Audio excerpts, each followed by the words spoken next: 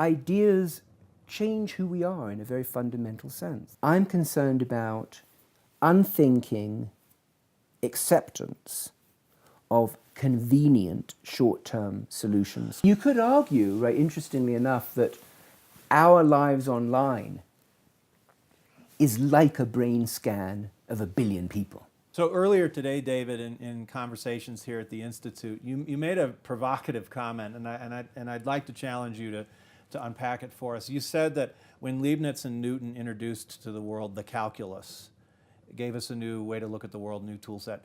You made the statement that we emerged a different species. But what do you mean by that? And you're an evolutionary biologist, scientist, so geneticist, so I mean, you've got to really stand behind a comment like that. Yeah, I mean, if you think about what makes us a unique species, we typically look at our genome. We look at the genes we have that other species don't have, and how those contribute to our fitness, to our adaptiveness. But you can make the same claim for ideas. You can say, what ideas do we have that have contributed to our fitness, cultural fitness?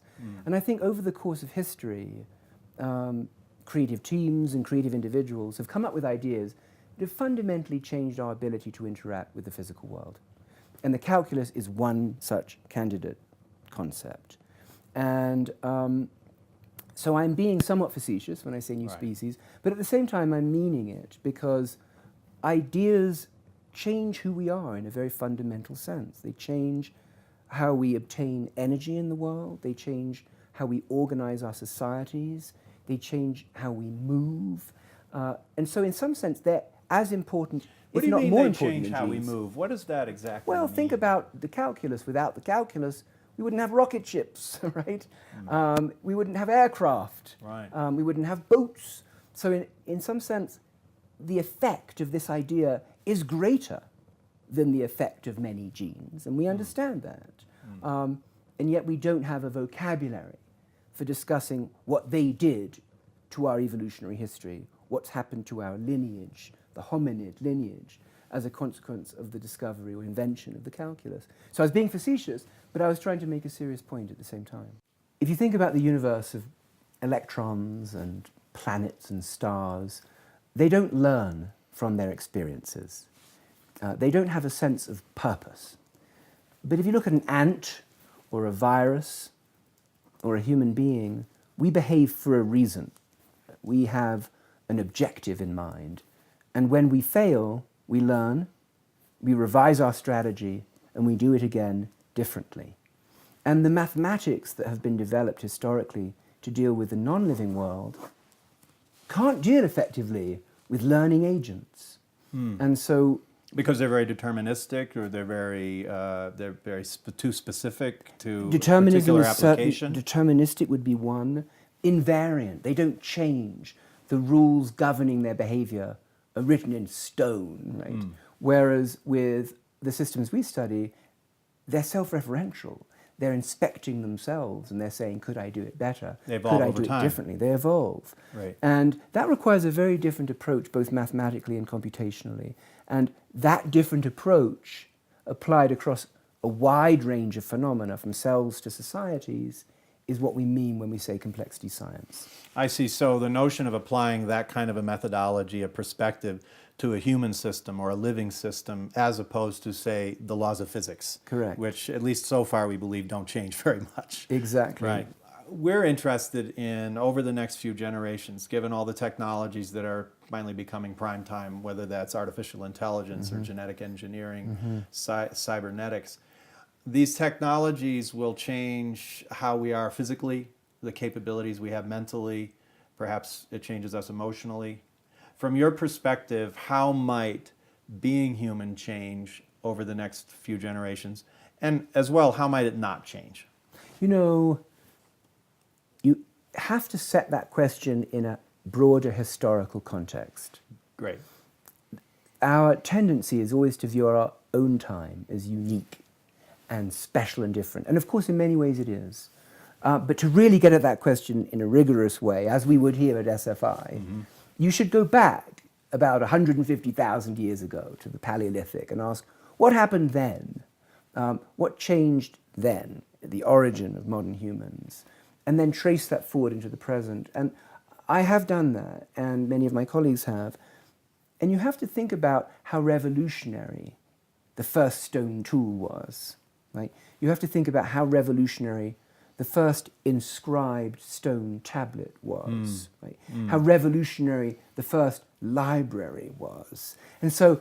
Do you think, David, that the first person who chipped out a stone tool Yeah. actually realized how significant that was? Or was it just, this cuts this thing better?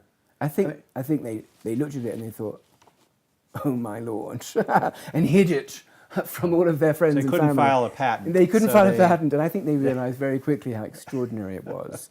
And the question then is there a sense in which our time is different? And I think what most people would say about our time is very large populations, highly connected, leading to a very rapid pace of change. And so if you were to look at, the year 2000 BC and the year 1000 BC, there would be some differences, but by and large... Not dramatic. Not dramatic. Right. And that's 1,000 years. But if you looked at the year 1800 and then looked at the year 2016, which is about 200 years, they would look almost unrecognizably different. And I think, so it's not necessarily that we're living in a technological age versus a non-technological age, but this notion of time and the speed at which things are happening does feel somewhat different. So what might not change about being human, or maybe we should say the experience of being human? What might not change, do you think, over the remainder of this century? I mean, I think that it's an interesting question, and one way to get at that is by looking at comparative data across the globe with many different societies. They have different technologies and different languages. Of course, there are extraordinary commonalities. And yet, we travel a lot, both of us, and, you're always amazed by how similar we all are in terms of decency, fairness, aspirations, reciprocity, creativity. Right. These seem to be invariants. And I think if you went back 2,000 years to, or 3,000 years to ancient Sumer, you would meet that. You'd meet someone, you'd say, this is a decent human being. This is a human being with aspirations and creativity. It seems to be invariant. I think the timescales over which those core human values change is very slow. It's the paraphernalia of culture, Great. the connective tissue of individuals in part provided by technology. That's changing very fast. But I don't think we're changing very fast in some ways. And I think this is the debate. I mean, what are those things that we can count on into the future to steer a responsible course? And what are those things that we think really will no longer be here that we have to worry about? So I want to come back to that question of steering a responsible course. But before we do, you made a comment earlier today that I found very interesting, and that was, with the invention of arithmetic, we acquired a new ethics. Yeah. What did you mean? Everyone is familiar with the moral, ethical implications of the atomic bomb.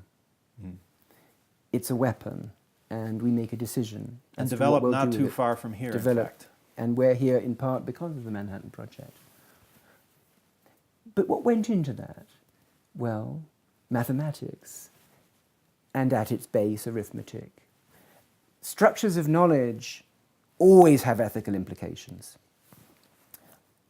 If you think about online banking, or banking in the old-fashioned style with pen and paper, decisions were being made about you based on metrics, your savings, your assets, your responsible investment history. These were calculated out, and on the basis of that result, a decision was made that was in some dimensions a moral decision. And so the idea that somehow you can separate technology, mathematics, reason from morality strikes me as extraordinarily naive. So reflecting on, for instance, in the earliest days of writing, and arithmetic in ancient Sumerians, Hammurabi's code, and they started to grapple with trying to figure out the quantitative value of different people within society. Yeah. And this is all aside from equality. That was a concept that didn't exist for thousands of years. But coming up with a quantitative value, an arithmetic value for individuals in various conflicts in society seems to bear that out. So that arithmetic impact on ethics seems likely to have an analog today with artificial intelligence and the ethics we will be embedding, whether we know it or not, into things like artificial intelligence and genetic engineering. So let's come back to this topic now about where things might be going in the future. What are some of the ethical quandaries that you see on our horizon that we should be considering? I think what everyone is concerned about now is really fundamental issues of free will, privacy, dignity, and control. Who is controlling whom? And do we even know? Are our decisions our own, or are they mediated and controlled by algorithms?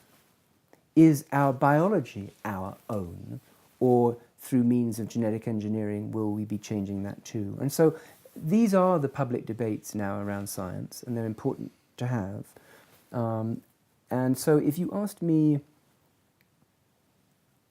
what I'm most concerned about, I'm concerned about unthinking acceptance of convenient short-term solutions to problems. Unthinking acceptance of convenient short-term solutions. Yes. Explain that. Well, look, I mean, we all know that there's a trade-off between the short-term and the long-term, right?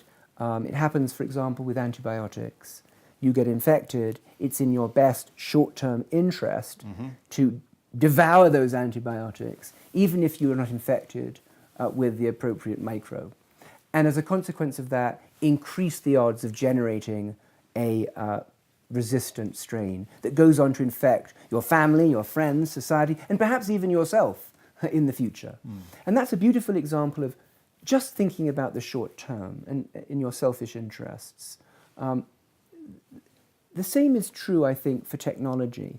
There are things we'll readily accept. Yes, you can have all of my information, right? Yes, you can make decisions for me about how I should invest my monies, or where I should go on vacation, or what book I should read.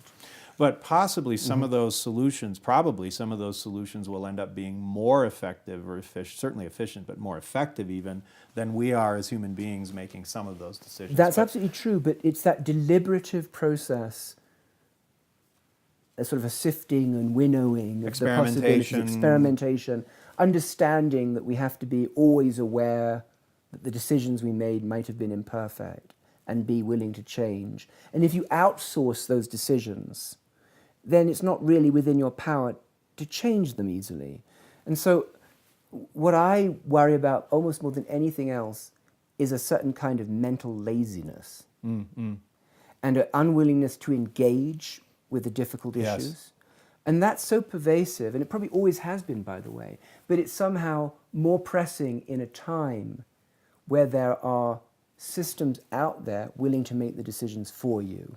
So you therefore call for a greater sense of personal responsibility. Absolutely. That people, human beings, need to step up and spend the time to learn and understand from their own perspective what these things mean. Absolutely. So they can make reasonable decisions. We see this all the time right now, especially in our society. What recently seems to have been a rise in anti-science and anti-expert, a lack of trust in institutions across the board worldwide. But you know, a lack of trust is a healthy thing. If it's a healthy skepticism. If it's a healthy skepticism, if you're willing to say, you know what, I'm not going to take what you say at face value. Right.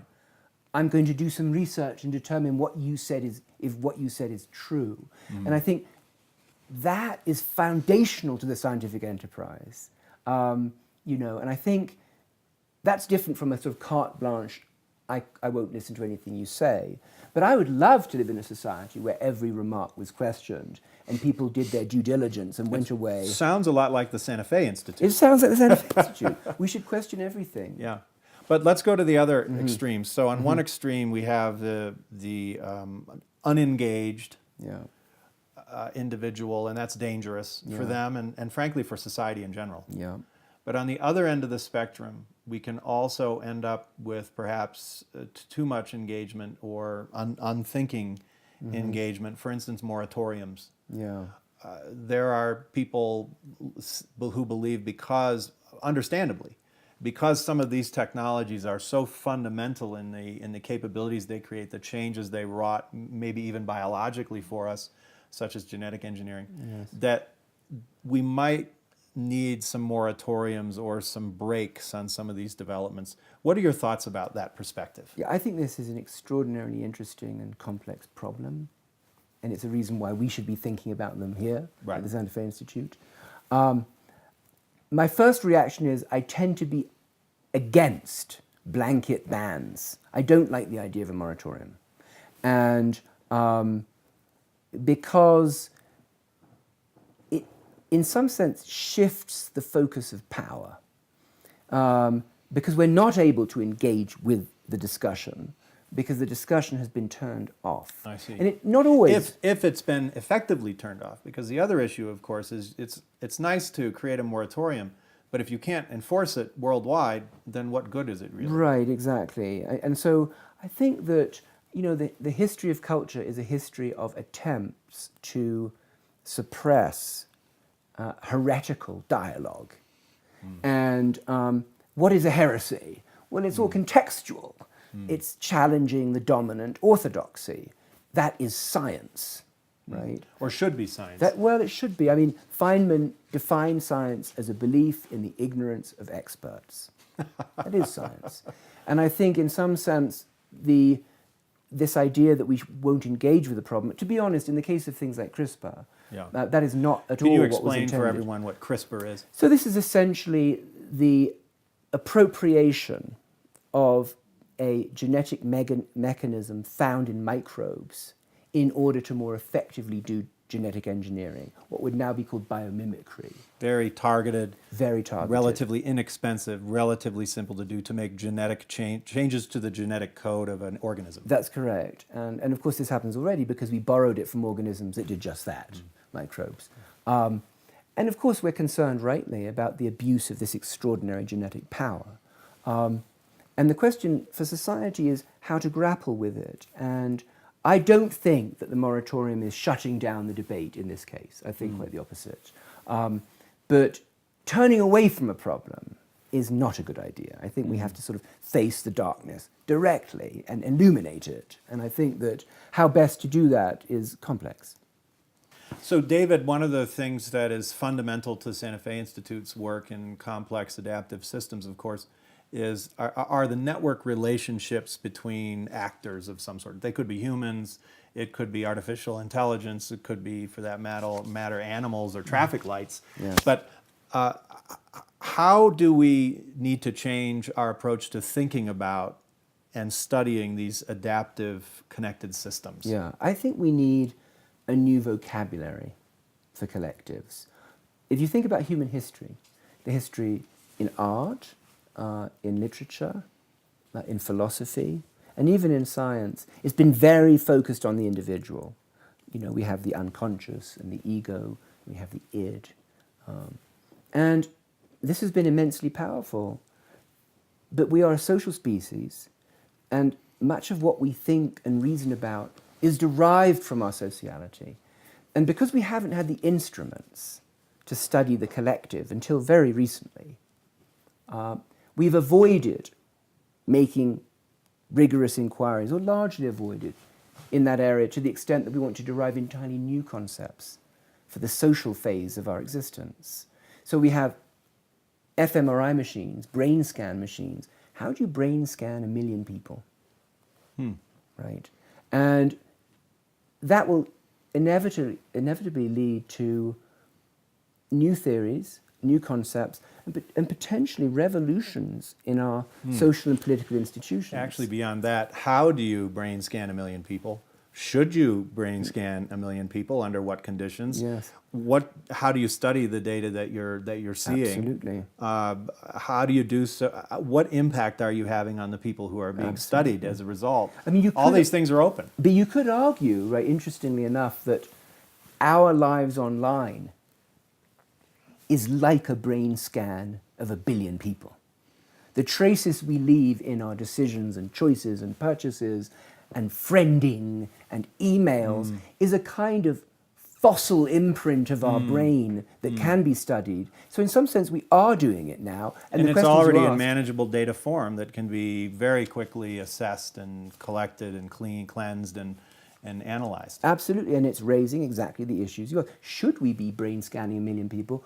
Well, we already are. We already are brain scanning 1 billion people. You know, I had a similar thought, the other side of that coin. Yeah. Just a couple weeks ago, I was reading a biography of William James, and James wrote a lot of letters.